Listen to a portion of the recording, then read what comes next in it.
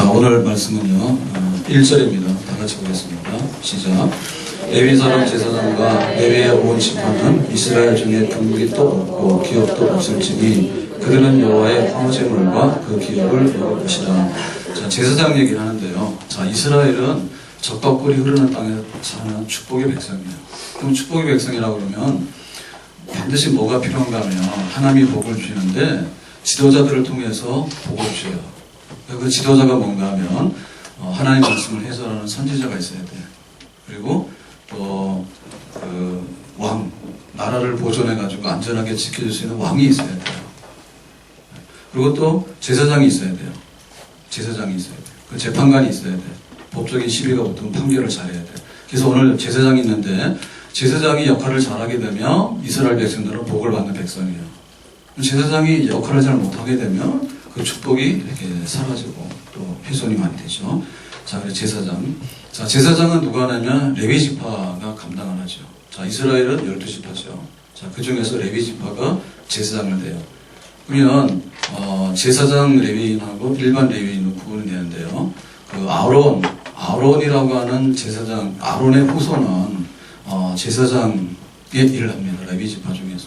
그런데 나머지 아론의 자손이 아닌 레위인들은 일반 레위인이라거든요. 제사장이 아닌 일반 레위인이에요. 그래서 제사장을 돕거나 보조하는 그런 거룩한 일을 하는 지파가 레위 지파가 되겠습니다. 자, 그래서 오늘 제사장 얘기인데 제사장은 어떻게 하라고요? 이스라엘 중에 분깃도 없고 기업도 없다. 얘기 뭐냐면 소유하는 토지가 없다는 얘기예요. 하나님께서 12지파를 전라도, 경기도, 충청도 이렇게 해가지고 다 제비 뽑아가지고 자기들 기업을 줬어요. 그러고 나서 그 땅을 개간해서 생활하도록 생활의 터전을 준 거예요. 그때는 공장이 없잖아요. 공장이 없잖아요. 그러니까 땅이 전부다란 말이에요. 땅을 분배줬어. 레위인에게는 안 줬어. 레위인에게는. 왜냐하면 레위인에게 땅을 주면 레위인들이 가서 농사를 지어야 돼. 농사 지으려면 예배는 언제 드리고 그 성전의 제사는 어떻게 감당을 하는가. 농복이 바빠가지고.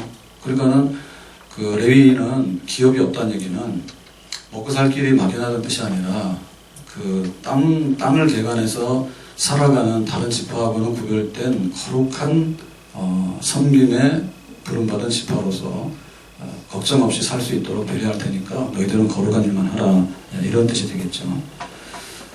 그래서 그 제사장이 기업이 없다는 얘기는 제사장이 할 일이 땅에 속한 일이 아니다는 얘기죠. 지금 땅에 속한 일이 출근해야 돼, 오늘 가서 장사해야 돼, 공장 가서 일해야 돼, 나 농사지러 가야 돼. 이거 하다 보면 거룩한 일을 못 하잖아요.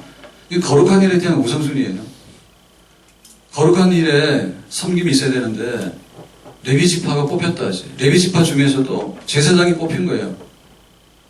하나님의 거룩한 일을 수종드는 제사장으로서. 제사장이 해야 될 일이 뭔가 하면 제사를 집례를 하죠. 그리고 또 하나님 말씀을 가르쳐요. 그리고 이스라엘 백성들이 필요할 때 축복 기도를 하고, 그러니까 그야말로 지금으로 말하면 목회자예요. 제사장은 목회자예요.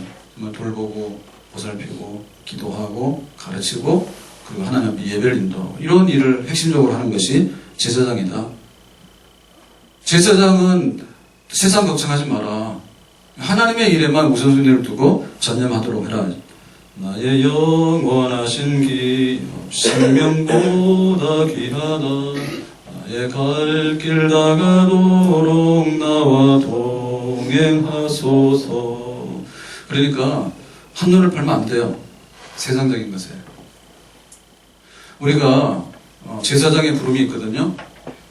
우리도 하나님 앞에서 우리가 예배드리고 기도하고 또 말씀으로 가르치기도 하고 구약의 제사장하고 똑같은 건 아니지만 우리도 하나님의 거룩한 일을 섬길 수 있는 그런 제사장의 부름이 있는 줄 믿습니다.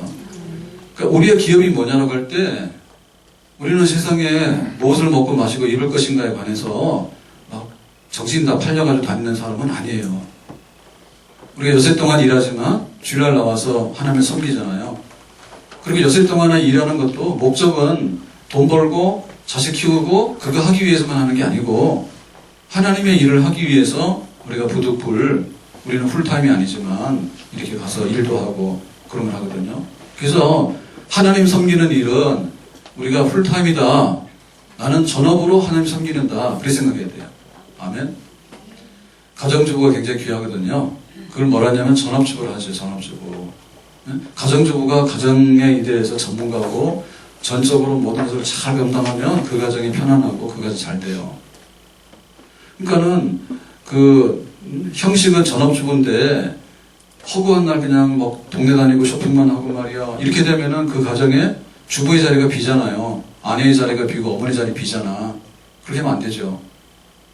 전업주부가 부름이 뭔가를 우리가 잘 알아야 되잖아.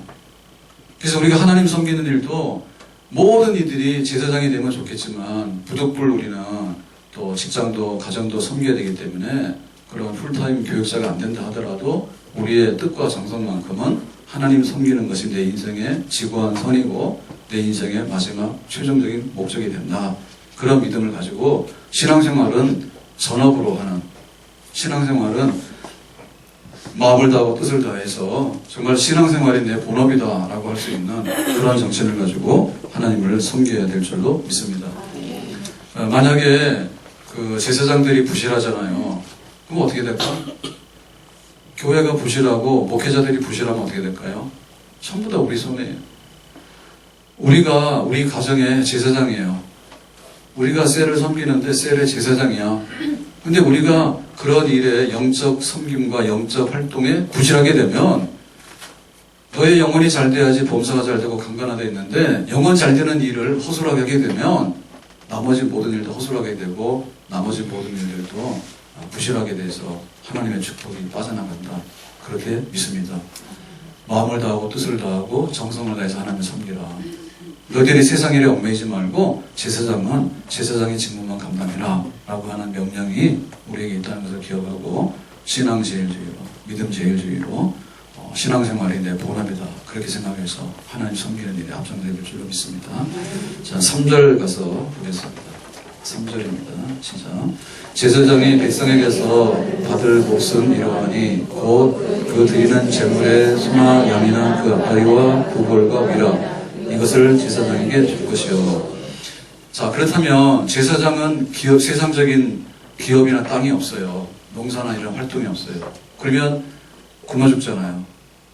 그럼 어떻게 되죠? 거룩한 일에 힘쓰라 제사장. 그러면은 생활은 누가 하느냐라고 할 때 백성에게서 받을 목 그랬어요. 자, 그러니까는 이스라엘 백성들이 제사장, 레위인의 생활을 책임을 지는 겁니다. 그래서 이 몫이라고 하는 말은 뭐냐면 정당하게 취할 수 있는 권리, 당연한 권리가 몫이에요. 그러니까 제사장은 제사장의 일만 하면 자기의 생활비라든지 여러 가지는 이스라엘 백성들이 정당하게 공급을 해가지고 그 세상 일에, 세상 생활에 걱정 없이 살아갈 수 있도록 뒷받침을 하고 배려를 해야 된다. 그랬죠. 그래서 이제 제사장이 받을 수 있는 정당한 몫이 뭐냐라고 할 때 제물로 드리는 제물의 소나 양이나 앞다리 두 벌 위 이랬는데 요거는 하나님께 드리고 나서 남은 그 고기를 말하죠. 하나님께 제물로 불태운 거 이런 거 말고 남아있는 거 중에 일부를 제사장이 쓸 수 있다 했습니다. 자, 또 제사장 몫으로 가져갈 수 있는 게 뭔가 4절인데요. 밑에 4절 보겠습니다. 또 내가 처음 거둔 곡식과 포도주와 기름과 내가 처음 깎은 양털을 내가 그에게 줄 것이니. 그러니까는 제사 드린 제물 고기 말고 그 다음에 처음 결실한 곡식, 처음 거둔 이 밭에서 거둔 곡식의 첫물. 그러니까 이거는 그야말로 양식이죠. 고기만 먹고 못 살죠. 그래서 곡식도 이제 갖는 거고, 그 다음에 포도주는 뭐예요? 굉장히 중요한 포도주. 그 다음에 기름, 올리브 기름 같은 거. 그래서 그 땅에서 나는 소산물 중에 대표적인 소산물이에요. 그러니까는 농사는 안 하지만 있을 거 다 있어. 고기도 있고, 쌀도 있고, 기름도 있고, 포도주도 있고. 그래서 다 있는 겁니다. 그리고 또 뭐까지 있는가 하면 처음 깎은 양털도 제사장의 몫으로 백성들은 드려야 된다. 양의 털을 깎을 때 처음 거. 이 양털은 뭐 하는 거죠? 옷 만드는 거예요. 옷 만드는 재료예요. 그러니까는 그 당시에 일반 사람들이 누리고 살았던 거죠. 양도 키우고, 그 다음에 포도 농사도 하고 뭐 보리도 심고 밀도 심고 했던 거 있잖아요. 그 중에서 처음 것이라고 하는 뭐예요? 처음 것이라고 하는 제일 소중한 것이잖아. 제일 먼저 나는 거, 제일 소중한 거, 그거 내게 아니라 하나님께 드리는데 그 중에 일부를 제사장에게 드리는 거죠. 그래서 제사장을 섬기는 의무가 누구한테 있다고? 이스라엘 백성들에게. 그러니까 이스라엘 백성들은 제사장들은 영적인 사역을 하고 영적 사역의 혜택을 이스라엘 백성들이 누려요. 그러면 이스라엘 백성들은 당연히 제사장이 필요한 세상적인 육신적인 모든 필요를 공급하는, 그러니까 이게 상부상조죠. 제사장이 일에 충성을 해라. 그러면 생활은 이스라엘 백성들이 다 공급을 한다. 이스라엘 백성들은 자기 성읍에 종사하지만은 제사장의 영적인 섬김을 통해서 영적인 모든 것을 취하고, 또 제사장은 백성들이 주는 육신적인 것을 취하고 해서 서로 간에 그 직분에 따라서 하나님 섬기는 일에 서로 간에 집중할 수 있도록 하는 그런 장치, 그걸 이제 말하는 거죠. 그러니까 우리는 교회를 섬기거나 혹은 선교를 섬기는 그런 사역자들에 대해서 교회가 어떻게 된다고요? 교인들이 뒷받침을 해야 된다. 아멘? 아멘. 뒷받침을 하는데 이거 뭐예요? 어떤 정성으로 해야 돼요? 처음 것을 드리는 거예요. 처음 것을 드린다고 하는 얘기는 무슨 얘기죠? 인색함이 없이 쓰다 남은 게 아니라 최상의 것으로 최고의 헌신을 다하는 그런 마음으로 하나님 앞에 물질로 교회와 사역자들을 섬기는 일에 우리의 그 책임이 있는 줄로 믿습니다. 그러니까 이것은 그냥 형식적으로 하면 안 돼요. 형식적으로 하면 안 되고, 또 그냥 돈 가지고 해결했다라고 생각하면 안 돼요. 돈 가지고 해결하는 게 아니라 나의 정성과 나의 마음을 다해서 나의 생명을 바쳐서 하나님께 드립니다. 그래서 그 헌금하는 정신은 뭐라 했습니까? 과부가 두렙돈을 드리는. 그 과부의 전 재산이 두렙돈이죠. 근데 두렙돈을 다 드려버려요. 그러니까는 중요한 것은 두렙돈이라고 하는 것은 몇 천은 안 되거든요. 하나님께서 그걸 보고 감동받은 거 아니잖아. 자기가 드리는 것에 전 재산이라고 하는 거, 모두를 드렸다는 것에 대해서 예수님께서 감동을 받으셨잖아요. 그래서 우리도 하나님 섬길 때 나는 돈 많아, 그러니까 뭐 돈 가지고 해결하면 되지, 그렇게 해결하는 게 아니라 정말 내 정성과 나의 중심에 있는 모든 것을 하나님께 우선순위로 바칩니다라고 하는데 하나님 눈에 보이지 않잖아요. 그러니까 하나님을 섬기는 제사장, 지금 말하면 교회와 하나님의 사역자들이 사역하는데, 영적인 활동을 하는데 우리의 물질적인 섬김이 하나님 앞에 드려져야 되는 우리의 책임과 의무가 있는 줄로 믿습니다. 이거를 우리가 감당을 해야 돼요. 교회에서 보면요, 목사님 굉장히 좀 이렇게 은혜를 끼치세요. 혹은 교회가 잘 되세요. 이런 마음을 다 가죠. 성도들이 누구나. 영적으로 내가 좀 잘 됐으면 좋겠는데, 교회 도움이나 또 목회자나 또 설교자의 그런 것이 나에게 주어졌으면 좋겠다. 그러면 다 같잖아요. 근데 우리가 감당해야 되는 의무에 대해서 잘 말을 안 해. 그래, 제가 세례받을 때, 제가 목사님한테 질문 받은 거 있죠. 세례문답.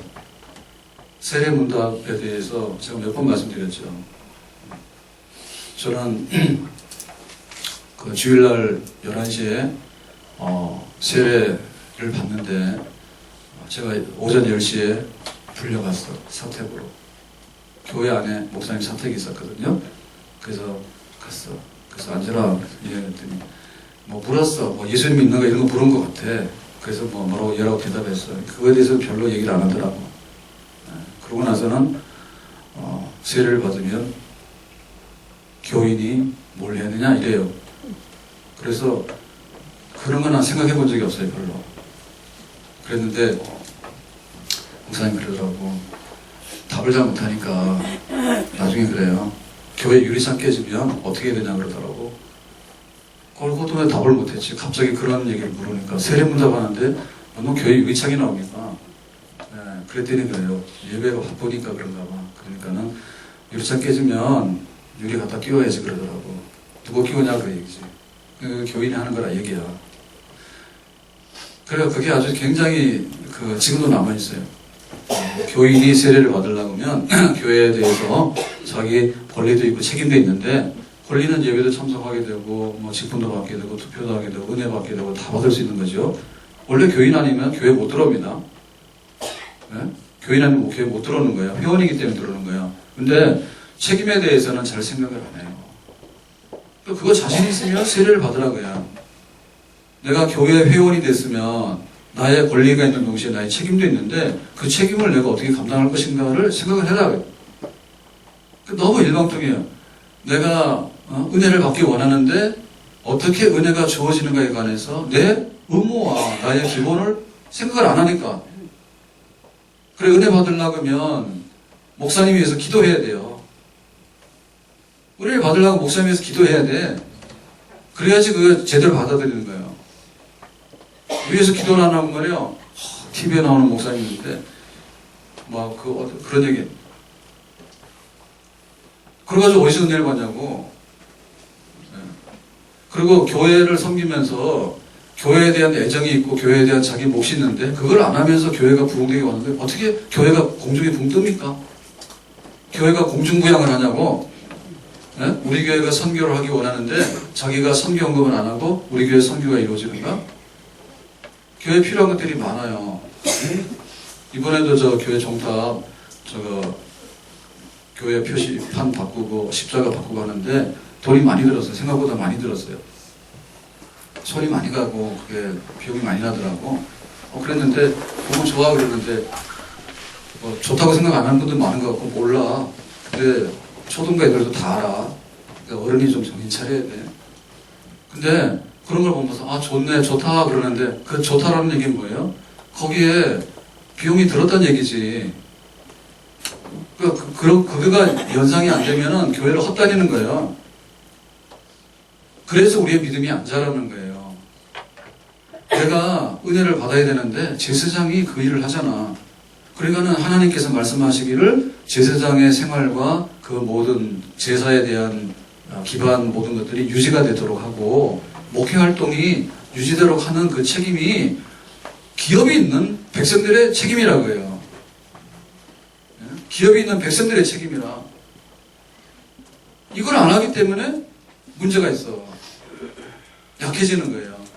그러니까는 결국에 보면 제사장들이 생활이 안 되니까 자기의 일에 집중 못하게 되고 더군다나 일반 레위인들이죠. 일반 레위인들. 이런 사람들은 그냥 생활이 더 안 되니까 뿔뿔이 흩어지게 되고. 그래서 사사시대 때 보면은 미가라는 사람이 자기 집에다가 불법한 우상의 제단을 차려놓고 허전하잖아요. 그래 놓고는 그래도 이제 구색은 갖추고 싶어가지고 레위인을 하나 불러다가 네가 우리 우상의 제단을 잘 가꾸고 이런 일을 해라, 예배를 인도해라, 이런 식으로 월급으로 고용을 하죠. 그 사사시대 때가 타락한 시대잖아요. 삼손이 눈 빠지는 것만 타락하는 게 아니라 레위인들이 속수무책이에요. 자기의 기업이 없는데 자기 원래 땅이 없고 생활이 없는 사람들이에요. 그런데 그 당시에 이스라엘 백성들이 그걸 안 하니까 레위인들이 그냥 생활이 너무 어렵다 보니까 뿔뿔이 흩어지게 되니까 우상 숨기는 제단을 집에다 차려놓고 그거 하면 안 되거든요. 그런데 거기다가 월급으로 고용을 해가지고 그러니까 시키는 대로 해라 그러니까 시키는 대로 하잖아. 꼭두가시 노릇 하잖아. 그러니까는 서로 다 망하는 거예요.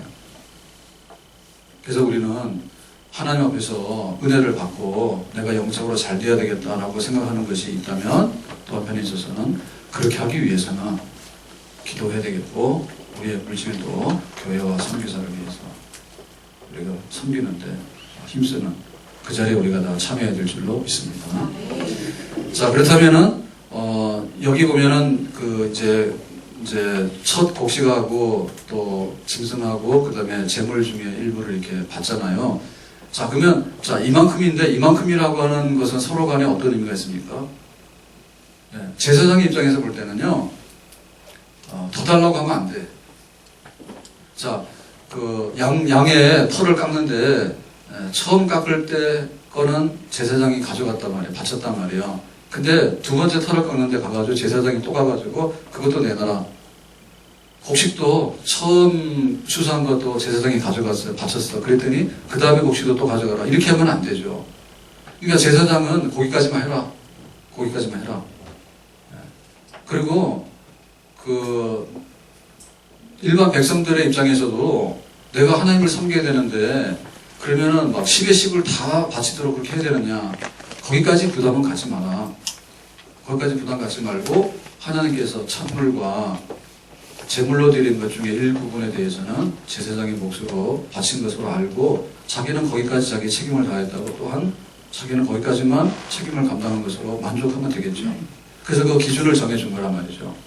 그러니까 우리는 목적이 하나님을 섬기고 또 그것이 잘 되기 위한 하나의 우리의 그 섬기는 거기까지만 가면 되지 일방적으로 많은 권리를 요구하거나 일방적으로 많은 의무를 요구하는 그러니까 너무 많은 것을 요구하거나 너무 많은 것을 서로 간에 하려고 하는 그런 것을 막아내는 기능도 여기에는 다분히 들어있다 이렇게 보겠습니다. 자, 그래서 5절로 가보겠습니다. 5절인데요. 밑에 있습니다. 시작. 이런데 하나님 여호와께서 내 모든 지파 중에서 그를 택하여 내시고 그와 그의 자손에게 항상 여호와의 이름으로 서서 섬기게 하셨음이니라. 자, 그랬을 때 그 제사장에 대해서 우리가 볼 때 어떤 생각을 할 수 있냐면 제사장 좋겠네. 제사장은 일 안 해도 곡식도 또 짐승의 고기도 막 갖다 바치니까 제사장은 가만히 앉아서 이렇게 일 안 하고 불로소도 얻는 게 아니겠는가. 그리고 백성들 중에서는 나도 제사장 하면 되고 저 사람은 왜 제사장이냐 이런 어떤 불만하겠죠. 그래서 그 부분에 관해서 선을 그어주기를 뭐라냐면 택하여라고 했어요.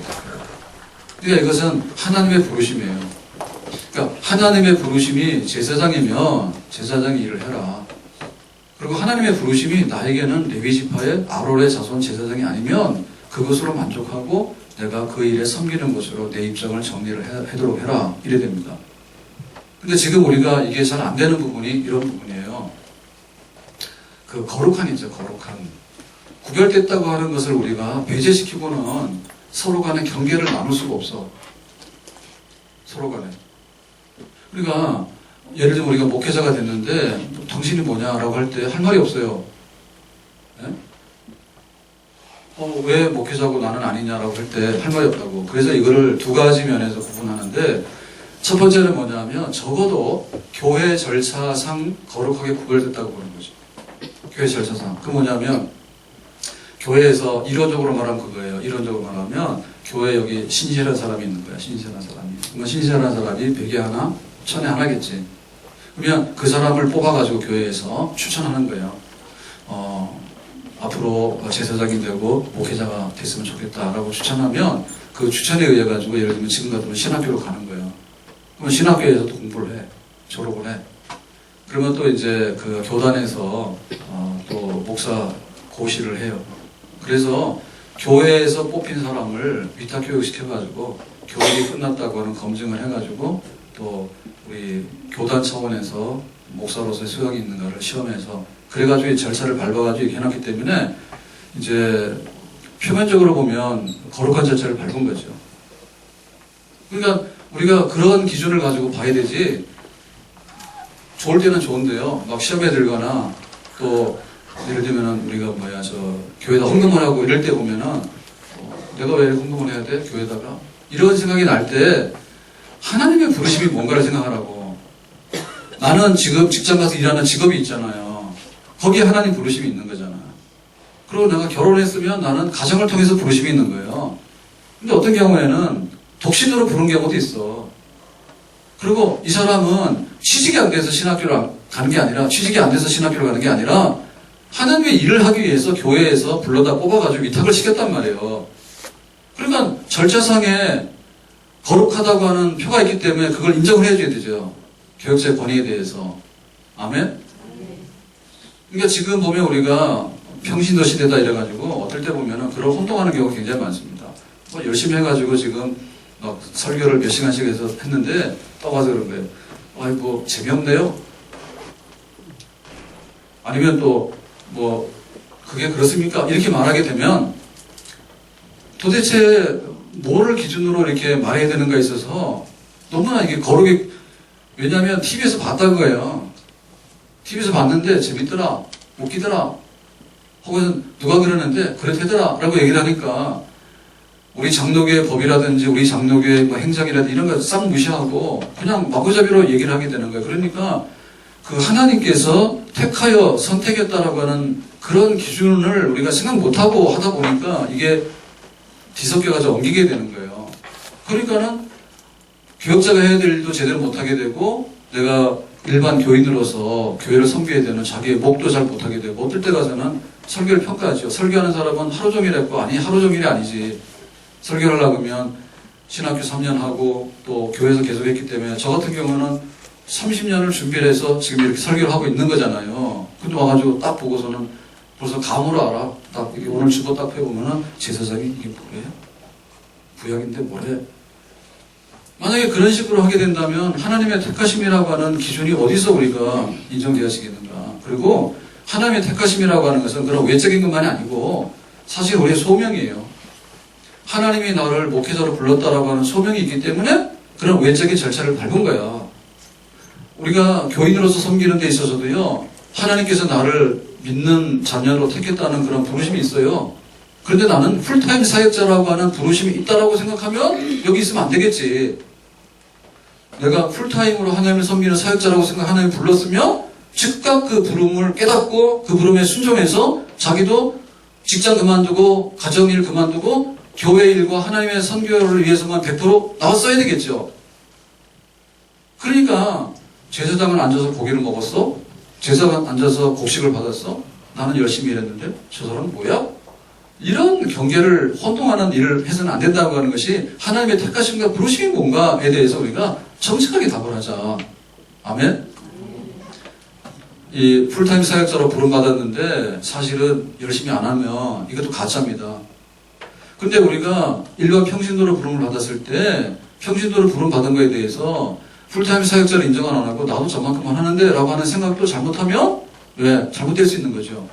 그래서 전적으로 제사장으로서 세상 기업이 없이 부름받았으면 거기에 충성을 할 것이고 내가 세상 기업을 가지고 살아가면서 그거를 이렇게 섬기고 도와가지고 해야 되는 입장에서 부름받은 일반 백성이라 한다면 그 자리에 충성해야지. 자기는 전적으로 하지도 않으면서 뭐 설교가 틀리고 교회가 하는 게 틀리고 뭐가 선교가 안 되고 네가 열심히 하면 우리가 선교한다는 말이지. 아멘? 그래서 서로 간에 하나님의 부르심이 뭔가를 잘 확인하도록 해야 되겠다는 것입니다. 자, 그래서 그런 혼동을 하면 안 되는데, 자, 제사장은 뭐한테 했어요? 항상 여호와 이름으로 서서 섬기게 하셨음이니라 이렇게 됩니다. 제사장이 서서 섬긴다는 말이 무슨 말입니까? 자, 서 있다라고 하는 말은 뭐냐면, 서 있다라고 하는 말은 준비되어 있단 말이에요. 우리가 저기죠. 아이들이 오늘 외출 가자 그러면 어때요? 가기 싫은 애들은 뭐예요? 자기 방 안에 앉아 있어요. 그죠? 가자 하더라도 안 가. 게임하느라고 안 나와요. 근데 자기가 뭐 호수공원 가고 싶은 거야. 자전거 타러 가고 싶다 그래. 그러면 부모가 준비하기 전에 애들이 먼저 다 준비했죠. 집에서 저 자녀들 얘기를 잘 못 알아듣으니까 여러분이 좋아하시는 개 얘기를 하겠습니다. 개가 외출을 하고 싶으면 저기 저 현관문 앞에 가서 가자는 신용을 하고 서 있겠지. 들어놓 있겠냐고. 그죠?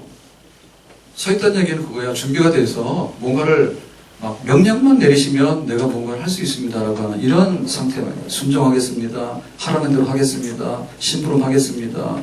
내가 죽도록 충성하겠습니다. 이런 거예요. 그러니까 제사장은 그런 사람이라고 얘기해요. 아멘?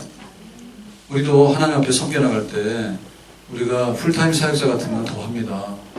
그래서 새벽에 나와서 기도를 할 수밖에 없는 게 오늘 하나님께서 어떤 것을 주실지 몰라요. 우리가 계획표는 있어요. 목회 계획표가 있어요. 오늘은 수요예배 드리는 날이에요. 그런 건 있지만 그래도 하나님께서 오늘 우리에게 어떤 마음을 주시는 게 있단 말이에요. 그러니까 그냥 24시간 사실은 서서 섬기는 거지. 그렇게 한눈 팔고 다니면 안 되거든요. 들어놓아가지고 막 이렇게 그렇게 할 수가 없어요. 정말 바쁩니다. 하나님께서 오늘 뭐라고 하실지 그걸 받아내기 위해서. 그렇다면 우리의 신앙생활도 유사한 거지. 하나님을 잘 섬기려면 어떻게 됩니까? 항상 서서 있어야 돼. 하나님 말씀만 하시면 내가 듣겠습니다. 그래서 우리가 기도를 하는데 기도를 많이 안 하는 분들의 특징은 뭐냐면 자기 할 말하고 보따리 싸서 가는 분들이요. 기도를 많이 안 하는 분들이 특징인 거예요. 그래서 자기가 와가지고 할 말 해놓고 보따리 싸서 가거든요. 다 말했다고 일방통행이야. 이것도 내놓으시고 저것도 내놓으시고 저것도 내놓으시고 그거는 아니 되고 이거는 이렇게 해야 됩니다 라고 해가지고는 잔뜩 해놓고는 그 다음에 또 보따리 싸가지고 또 가져가. 그 다음날 또 오는 거야. 또 와가지고는 또 불러놓고는 뭐라고 하고 가는 거야. 그러니까 왜 기도가 안 돼? 혼자 하는 일이지. 그 진정한 기도는 뭐냐면 하나님께 말씀드리고 서서 기다려야 돼요. 그래서 우리가 기도를 오래 하고 기도를 깊이 하는 거예요. 왜냐하면 기다려야 되기 때문에. 하나님 이번에 이런 걸 하고 싶습니다라고 했을 때 그게 왜 하지? 그러면 우리가 답을 해야 되잖아요. 하나님께서 이걸 들어주셔야 되는데 내가 왜 들어줘야 되지? 라고 할 때 그리고 이걸 들어주면은 내가 하나님을 어떻게 섬길 것인가 이런 게 돼야 되죠. 하나님 돈 100억을 주세요. 왜 주냐? 묻지 마세요. 그래서 지금 도박에서 난리가 났습니다. 도박에서 막 잡혀가는데 지금 야구 선수들도 도박했다 하는데 마카오 그래서 뭐 제가 삼성 팬이라고 그랬더니 청년부 애들 중에 그러더라고. 목사님 큰일 났다고. 왜냐면 지금 삼성의 선수들이 도박해가지고 이번에 마지막 코리안 시리즈 하는데 안 나올 거라고 그럽니다. 나는 삼성이랑 상관이 없어요. 내가 무슨 도박꾼들을 좋아합니까? 난 싫어요. 그 사람들 작년에 그 FA 계약하면서 막 60억, 80억 받은 선수들이야. 근데 그거 마카오 가가지고 뭐 10몇 억 했대지 지금. 도박을 했는데 확실한 건 아닌데 15억인걸 땄대. 그러니까는 거기서 이제 안 잡히기 위해서 그 조폭들을 이용해가지고 돈도 송금하고 받기도 하고 하는가 봐. 그래서 따가지고 돈 내놓으라 그러니까 조폭들이 안 줬는가 봐. 뭐 그랬다는 말이 있어. 그래가지고 이번에 사건 터졌다는 말도 있고 그러거든. 한 선수는 또 10억 이상 잃었대. 이거 야구선수 나와가지고 막 하는데 얼마를 번다고 말이에요. 그리고 우리나라에 1년 동안에 삼성 같은 데서 우승을 해도요, 관중 수입이 얼마 안 돼요. 선수들 월급도 못 나가요. 그런데 막 최저임금 받는 사람은 그 몇천만 원도 안 되거든요. 그런데 많이 받는 사람은 막 수십억을 받는단 말이에요. 그런 판에 도박까지, 안 그래도 꼴 보기 싫은 거예요. 안 그래도 꼴 보기 싫은데 도박까지 해가지고 그랬으니까. 그래서 큰일 났다고 목사님이 저 삼성 응원하는데 큰일 났다고. 나는 내가 그렇게 도박꾼을 좋아하는 사람은 아니지. 그리고 야구 그거 걱정 안 하셔도 됩니다. 집안이 편안할 것 같습니다. 왜냐하면 내가 이겼으면 좋겠다 그러면 교회가 시끄럽습니다. 성질나거든요. 집안은. 얼마나 편한지 모르고. 기도를 어떻게 해? 기도를 서서 기다려야 돼. 그게 제사장이 섬김의 자세예요. 축복을 한다고 잘 되게 해주세요라고 하는 게 아니라 하나님께서 이 백성에게 무엇을 말씀하시는가를 듣고 서서 기다릴 수 있는 자세. 그 제사장이 해야 되는 일이고 우리가 만인 제사장이잖아요.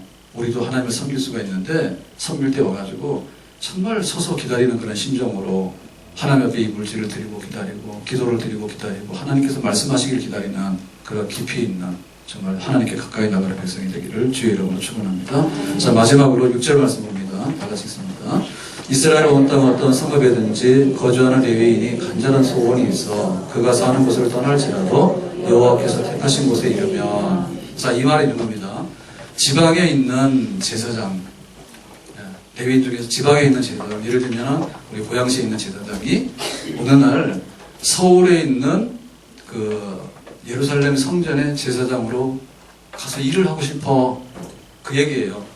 자, 그러면 지방에 있는 제사장하고 그 예루살렘에 있는 제사장하고는 왜 이렇게 있게 됐는가부터 알아야 되잖아요. 예루살렘이 중심이에요. 그래서 중앙성소라고 하는데 제일 중요한 그 성전입니다. 근데 지방에도 성전 예배 드릴 수 있는 제사장들이 다 있어요. 그래야지 전국적으로 목회가 되겠죠. 만약에 예루살렘에만 제사장이 있고 지방의 레위인들 중에 제사장이 없으면 어떻게 돼요?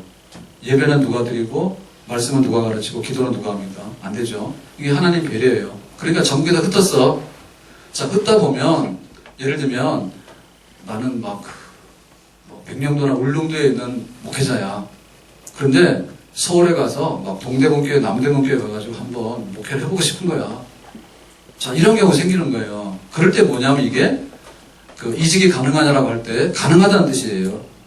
예, 간절한 소원이 있어. 그게 이게 무슨 자기가 돈 벌거나 혹은 어떤 정치적인 야욕이 있거나 이런 게 아니라 그야말로 내 평생에 저 성 구석에서 살다가 그냥 제사장으로서 죽어야 되느냐, 아니면 나도 예루살렘에 가서 제사장으로서 한번 일을 해봐야 되느냐 할 때 정말 하나님을 향해서 간절한 그런 사모하는 마음이 있어. 하나님, 나에게도 예루살렘 성전을 한번 허락하소서, 이런 마음이 있는 거야. 그럴 때 받아주래. 가서 예루살렘 성전에 가서 일하는 제사장으로 삼아주래. 이거 파격적인 겁니다. 왜 그런가 하면, 자, 지방에서 막 서울로 몰려오게 되면 어떤 일이 일어납니까? 지방 텅빌 수 있는 위험성이 있죠. 그죠? 근데 그렇지가 않아요. 왜냐하면 자기의 사명을 저버려 가는 게 아니라 내 평생에 예루살렘 성전에서 한번 일하기를, 그런 거룩한 영적 열망에 관해서 열어놓은 거예요. 열어놓은 거예요. 그러니까는 파격적인 겁니다. 그런데 자, 예루살렘에 있는 제사장으로 볼 때 어때요? 어떻게 보면 자기 밥그릇이 없어지는 문제지.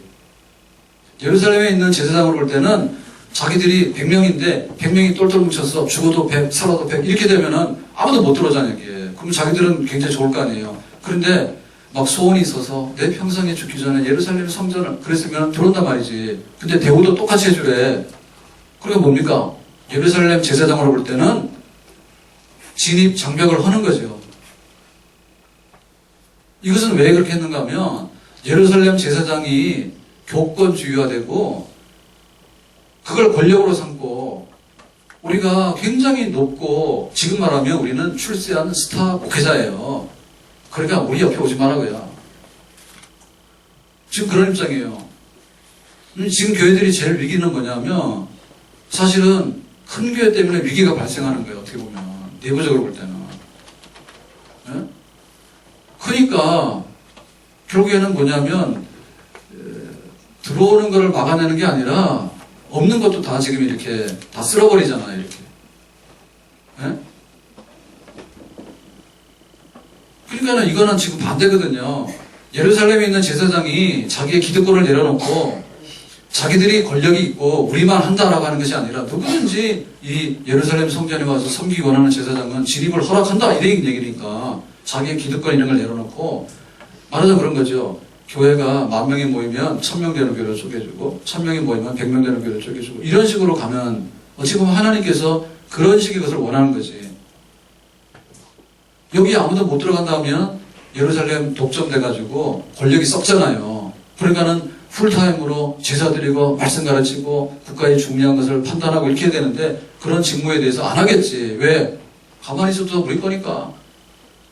그런 것들을 막아내기 위해서 일부 이동할 수 있고 그렇게 가더라도 초원에서 이 제사장이 하나 왔는데 생긴 것도 그렇고 뭐 하는 일도 그렇고 그렇다 이렇게 무시하는 게 아니라 똑같이 대우해가지고 일을 하도록 해서 대접을 해주도록 해라 라고 지금 성경이 말하고 있는 거죠. 자, 그래서 거기에 대해서 조금 더 추가적으로 8절 말하는데요. 밑에 8절 보겠습니다. 그 사람의 몫은 그들과 같을 것이요 그가 제사장의 것을 판 것은 별도의 소유이니라. 그 사람의 몫은 뭐냐면 예루살렘 제사장과 똑같다 그거예요. 야, 너 시골에서 왔는데 늦게 왔지? 너는 말단 사원이야? 혹은 너는 좋은 사람이야? 그러니까 우리가 이렇게 뭐 곡식이나 뭔가 이런 대우를 100을 받는데 너는 한 50만 받아? 라고 이렇게 하류 취급한 게 아니고 동등하게 했다는 얘기지. 그러니까 교역자들의 세계가 어떻겠어요? 제사장의 세계가 뭐예요? 평등하고 오직 사명을 따라 살겠죠. 하나님께서 나를 제사장으로 불렀는가, 내가 뭐 섬에 있든지 농촌에 있든지 산골에 있든지 예루살렘에 있든지 거기에 대해서 서로 간에 나는 높고 나는 성공했고 너는 촌놈이고 너는 실패한 사람이라고 뭐 그리고 너 이동도 못하고 하는 이런 게 아니라 하나님의 거룩한 뜻 안에서는 서로 평등하게 이동도 하고 대우도 같이 받게 되는 이런 것들을 지금 말하고 있거든요. 그래서 이런 이전이 자유로우려면 어떻게 되냐면 조상에 판 것은 별도로 네 소유가 된다 이런 얘기입니다. 자, 이게 무슨 얘기냐면 지방에 있는 제사장은 땅이 없어요. 하나님의 일을 하기 위해서 땅 파면 안 되잖아요. 땅이 없어요. 그런데 뭐가 있냐면 자기가 거주하는 지분이 있어. 그건 받았어.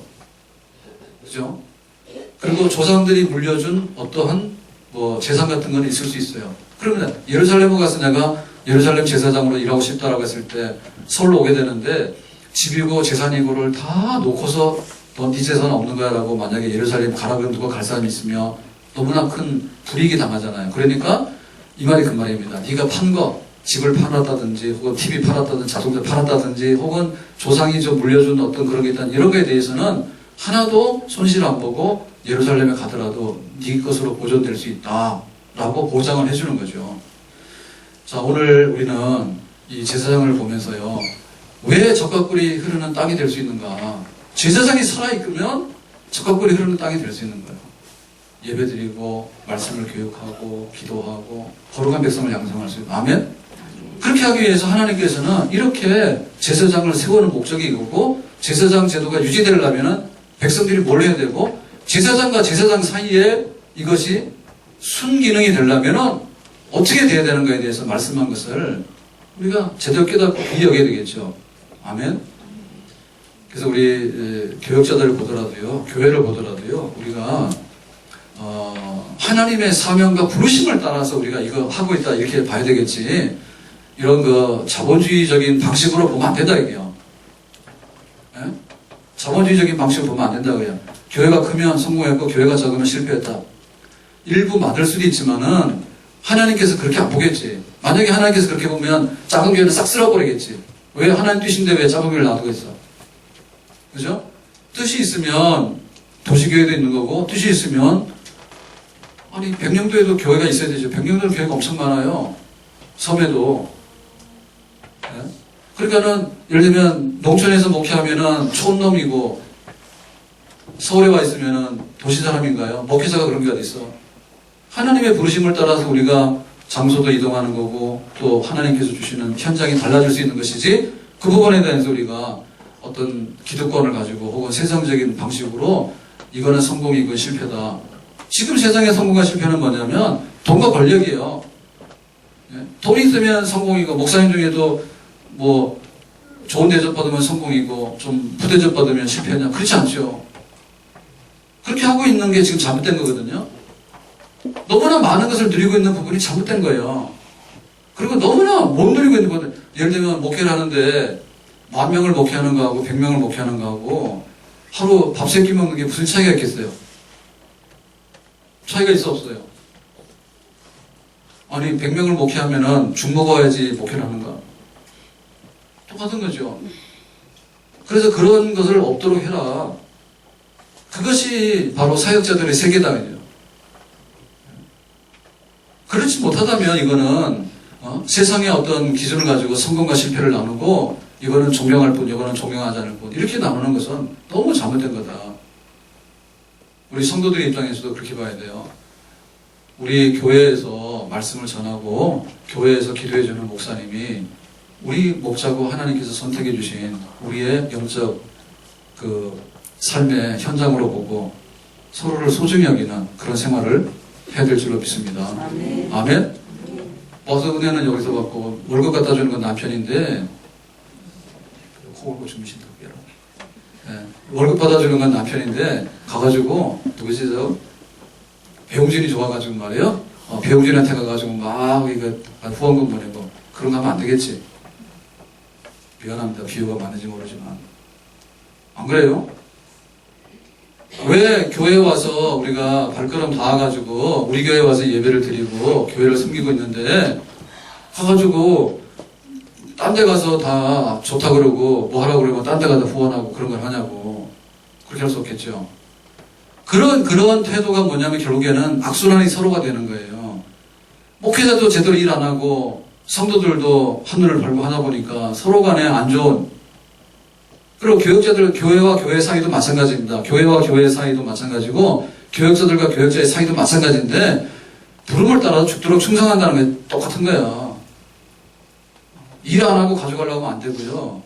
일했다 해가지고 더 이상의 뭔가를 하려고 해도 안 되고, 그냥 우리의 부름을 따라서 담임 목사는 담임 목사대로, 뭐 초등부, 유치부 맡은 전도사는 전도사대로 그렇게 해서 우리의 책임을 다하고 서로를 귀히 여기면 하나님의 백성들이 부조해지게 되고 그 사는 땅이 축복의 땅으로 변화되는 줄로 믿습니다.